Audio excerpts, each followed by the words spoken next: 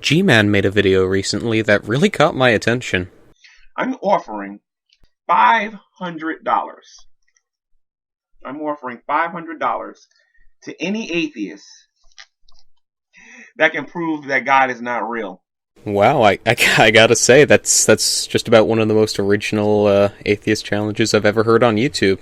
Does this sound familiar to anyone else? I think Josh Fierstein may have done this a while back. What's up, Josh Fierstein here. So I'm here to issue the $100,000 atheist challenge to anybody that could provide me proof or evidence that God does not exist. Oh yeah, that's right, he did do that.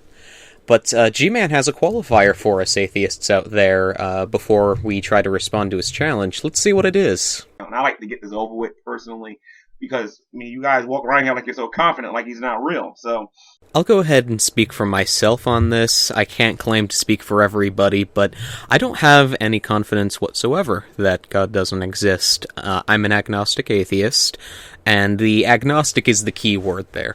So your claim that people are going around with any degree of confidence in the non-existence of God is, I think, forgive me for saying, but I think it's a straw man. Now, I like you, G-Man. I think you're a pretty cool guy. I disagree with you on a lot of stuff. That's why I'm doing this at all. I'm not interested in the $500, which, honestly, your challenge is, it's unwinnable, and I think you know that. That's why you put it out. But you say something else that I think is really commendable. I really think it's a definite point in your favor. Before you guys go to your little arguments and say you can't prove a negative, let me show you something here real quick, a little visual if you don't mind. This is a $100 bill. Okay? Can you then, and then they'll say you take the position that this is not a $100 bill, this will never be a $100 bill. Are you telling me now that you can't prove that this is not a $100 bill? G-Man, on the face of it, there's nothing wrong with what you said. You held up a bill that was clearly a $20 bill, and we can make the conclusive determination that it is in fact not a $100 bill, but a $20 bill. And we can make that determination because of evidence. We can look at the bill, we can determine its properties, we can determine that it's green, it has the number 20 on it, and therefore, the 20 is a mark of its value as currency, so it is $20, not $100, and we can identify all sorts of properties about the bill that you've presented.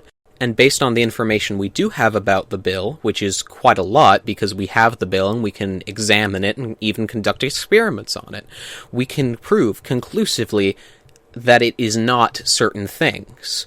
Because we have the sample, we can prove things about it, and by extension, we can disprove things about it.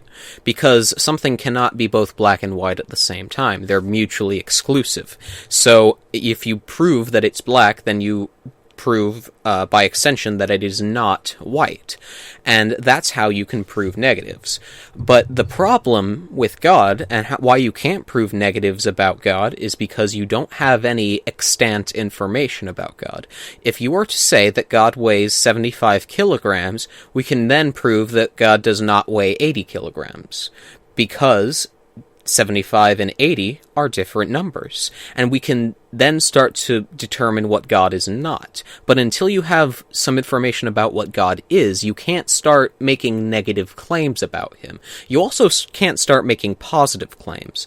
And the thing that myself, as well as many agnostic atheists out there, are waiting for is the proof, or at least some evidence, that God exists and some information about it.